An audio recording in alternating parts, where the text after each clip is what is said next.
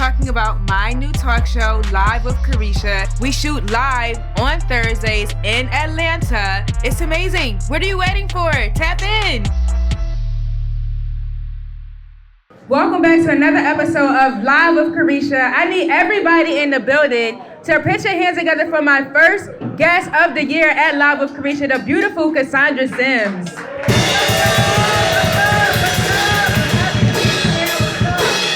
So, back to your all-white outfit.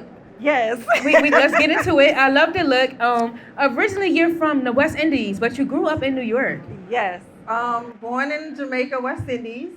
Born to my mom, Donette Williams, Lester Simms. They were really young when they had me. My mom was 16, my dad was 17. My mom left and went to America when I was really young, so I stayed back in Jamaica with my grandma for like 5 years of my life. So I grew up without a mom. And when I was about 5, my grandma came and got me, and I went to New York, Brooklyn in the house. So what's some of your past experience that made you into the entrepreneur that you are today? Well, being from the West Indies, of course, it's a stigma. I came undocumented. You snuck in. Yes. So we welcome you with open arms. Oh, thank you. But I didn't feel like I was welcome with open arms. But my grandma brought me here illegally. So it was very difficult for me to get my papers. And it's a story and a situation that's not really talked about. You know, a lot of people are here in America undocumented, struggling, under the radar.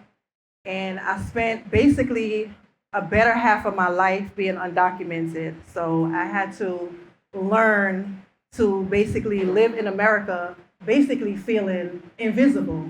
So you really had to stay under the radar. I literally had to stay under the radar because it's a thing where you don't want no one to know that you're undocumented. Right. You're afraid because you could get deported.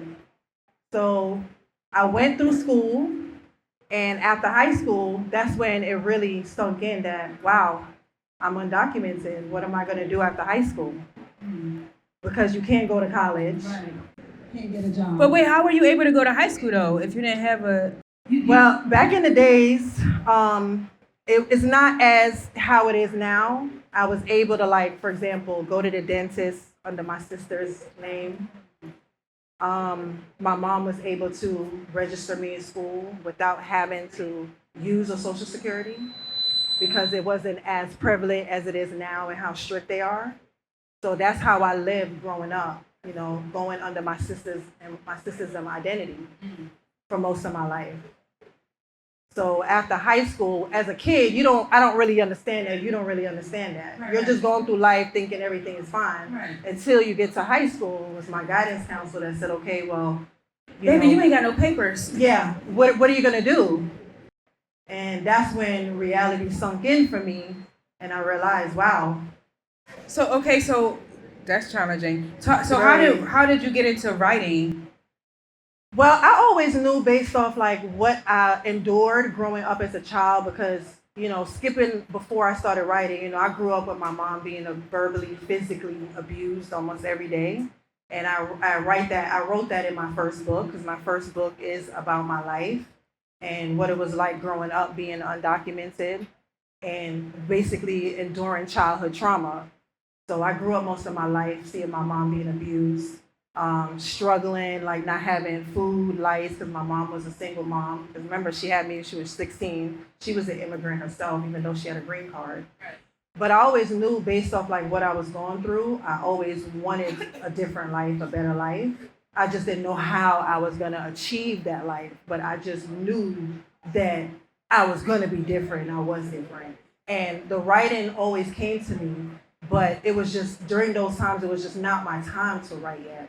But every so often, the thought and the vision will come to my mind that, you know, one day you're going to write your story, you're going to tell the world, you know, what you went through because other people is going through what you went through and you're going to make a difference. I see that you're very open about being in toxic relationships. So what's some advice that you would give to the younger generation, in case in point, young females?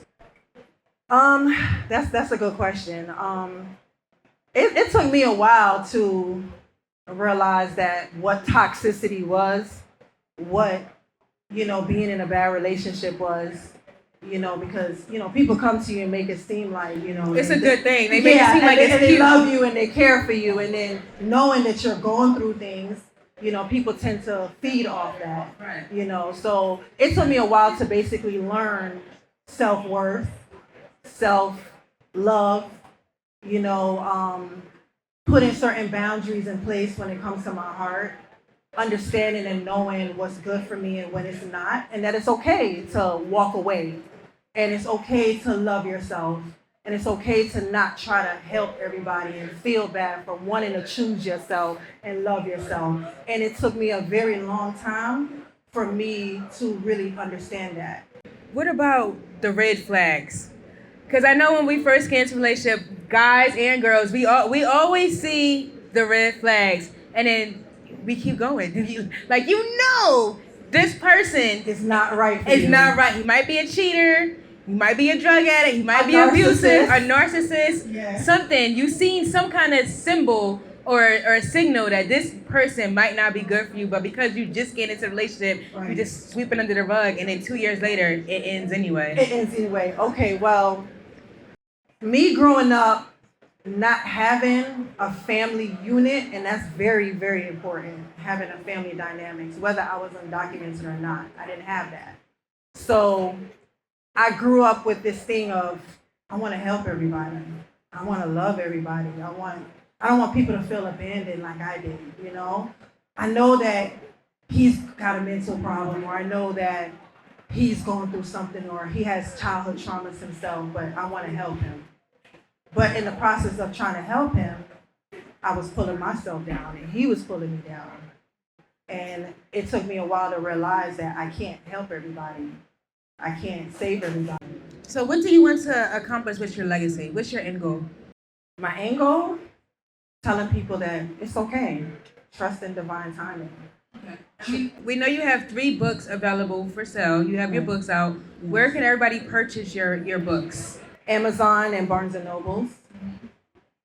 And I really wrote all the books hoping to spread love, self-worth, and basically just trusting in divine timing. I love it, divine timing. And plug in your social media links. Where can everybody follow you at? Divine Inc. LLC. Divine Inc. LLC, our author, our first author of the year. 3 books under her belt. Not bad for somebody that came in undocumented. Y'all always come into the country and start just soaring. I love it. Follow her everywhere. Y'all know where to follow me at Carisha Diva on all platforms. And as always, stay fabulous, stay blessed. Peace. Ooh, I like that one.